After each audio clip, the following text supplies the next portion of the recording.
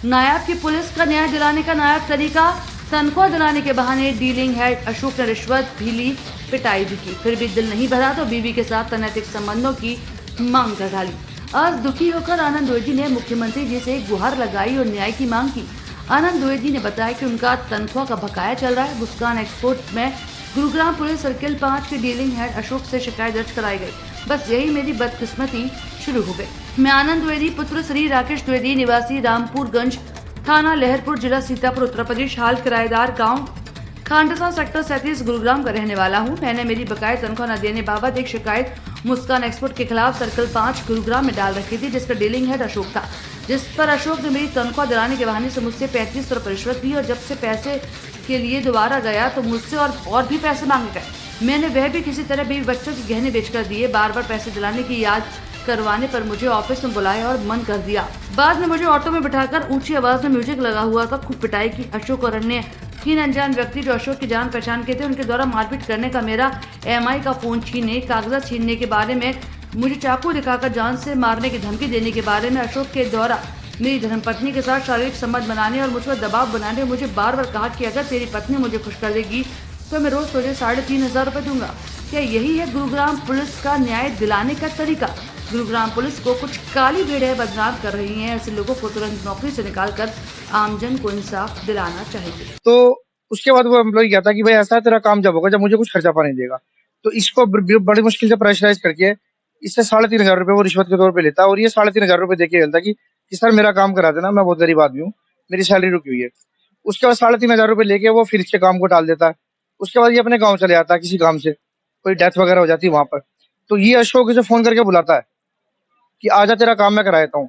अशोक इसे बुलाता है तो ये जो एम्प्लॉय है ये जाता है उसके पास, अनंत त्रिवेदी जो है, अनंत त्रिवेदी वापिस अशोक के पास ऑफिस में जाता है।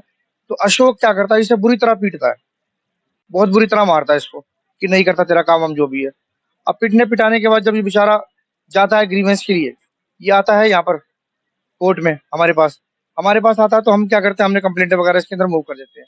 कंप्लेंट मूव करने के बाद शिवाजी नगर थाने से फिर कॉल आती है इसको कि ये आपकी कंप्लेंट पर कार्रवाई करनी है, आप आ जाओ। अब जब ये शिवाजी नगर थाने जाता है, क्योंकि मामला यहाँ का तो शिवाजी नगर थाना इसकी जुडिक्शन पड़ती है, तो जब ये जाता है वहां पर, जाने के बाद शिवाजी नगर थाना पहुंचता है तो वहां पर पहले से ही वो अशोक 2-3 लोगों के साथ मौजूद है। यानी कि उसको पुलिस स्टेशन से, पुलिस की तरफ से भी सपोर्ट मिल रही है। पुलिस वाले उसे बता रहे हैं कि वो आज आने वाला है हमारे पास इन्वेस्टिगेशन के लिए, इंक्वायरी के लिए, प्रिलिमिनरी इंक्वायरी के लिए। वो वहां मिलते हैं, वहां से फिर दोबारा पीटते हैं। अब दोबारा पीटने के बाद ये फिर बेचारा दोबारा पिटता ही है और इसको इतनी बुरी तरह पीटा गया कि इसकी एक आंख में इतनी बुरी तरह चोट आ गई, उसको दिखना बंद हो गया है। अशोक के साथ ही 2 अज्ञात व्यक्तियों ने और इसको मारा है, बड़ी बुरी तरह मारा है।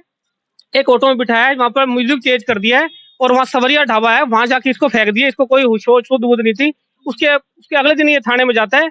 वहाँ पुलिस वाले ने इनके साथ काफी अच्छी तरह इनकी कहानी सुनी, इनको खाना वाना खिलाया और इनकी कंप्लेंट इन्होंने दी नहीं, फिर ये वहां से चला गया।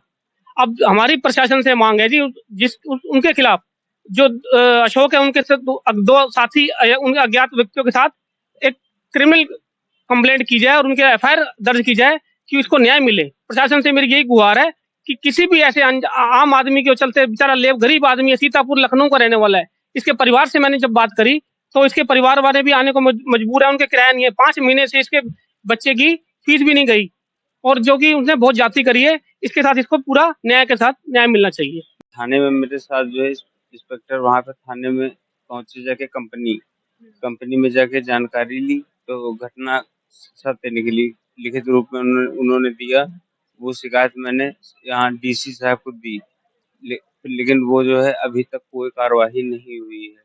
उसके बाद फिर मैं जब पहुंचता तो अशोक मुझे कहीं भी मिल जाता और कहता कि जो है तुझे पैसे नहीं मिलेंगे, जो मिल गए वो बहुत मिल गए, अब 1 रुपया नहीं मिलेगा, तो जो करना हो कर ले। फिर मैं सर डीसी के पास में पहुंचा जाके और उनसे मैंने शिकायत की तो डीसी साहब ने इनको जी हमारे साथ मार पिटाई हुई है। ये हमारे आँख के नीचे हड्डी जो है फ्रैक्चर हुई है और कान से खून निकला हुआ है। किस प्रकार से मारा था आपको और कितने लोगों ने मारा था? क्या उनमें से आप किसी को जानते थे? 1 लोगों को जानते, अशोक जो लेबर कोर्ट में है। और कैसे घटना को उन्होंने अंजाम दिया था उसके बारे में बताएंगे?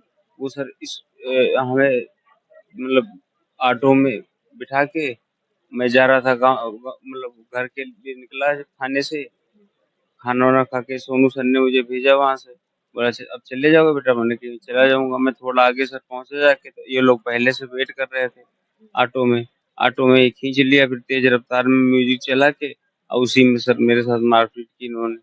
और फिर यहाँ पे लाके हीरो होंडा के आगे सांवरिया ढाबा के पास डाल दिया मुझे प्लाट के साइड में। आधे घंटे बाद लगभग सर उठा मैं, दर्द बहुत ज्यादा थी। एक दो लोगों से कहा तो खैर उन्होंने मतलब ज्यादा तो नहीं लेकिन थोड़ी बहुत इतनी जरूर हेल्प कर दी कि जो 112 पे कह के कॉल कर देंगे, लेकिन कॉल नहीं किया। उसके बाद क्या आपका मेडिकल हुआ? नहीं, मेडिकल नहीं हुआ।